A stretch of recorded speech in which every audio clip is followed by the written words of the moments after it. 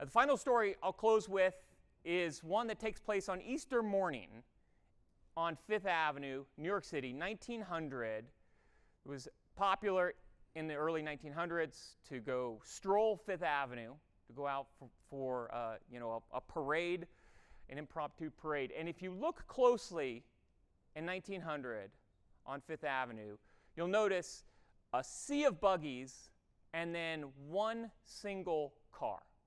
Among all the buggies, there's one automobile in 1900.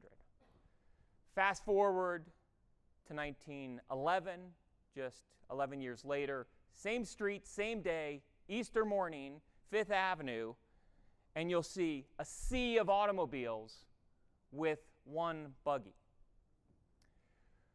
Technology moves very slowly until suddenly it doesn't, until suddenly it's upon us.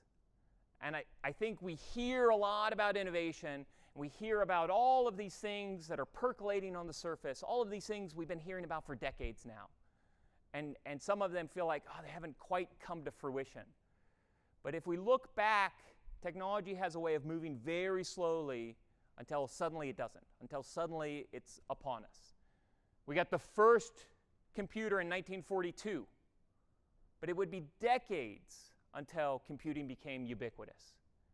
It wasn't until the 80s that we started talking about home computing, and even as late as 2000, in the United States, only 40% of us had home computers. Only 3% of us were on broadband. We lived in a very analog world in 2000. We get the first hard drive in 1956. It's the size of a modern-day refrigerator. All of us in this room can remember having to delete things because we were out of space on our computers.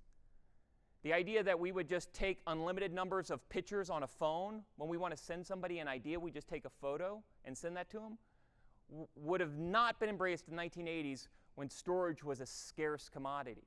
But what happens with technology is that as we move from a scarcity to a surplus, we start to waste that. We deploy it widely.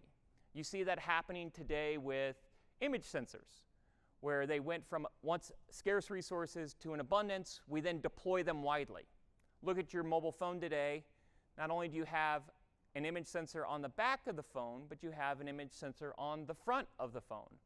What happened when we started to put image sensors on the front of the phones? What did people start doing? Selfies, right? Now we can argue whether that's a good idea or a bad idea. Maybe that's a bad outcome. But what I want you to see in that evolution is that the image sensors went from expensive to inexpensive. So we started to deploy them in more places, not just on the back, but on the front. And when we deployed them on the front, it changed the use case scenario. It changed what we could do. It introduced entirely new words to our vocabulary. So that's the rate of innovation. It moves slowly until suddenly it's upon us, and then it changes what we can do. It changes the processes in which we do them.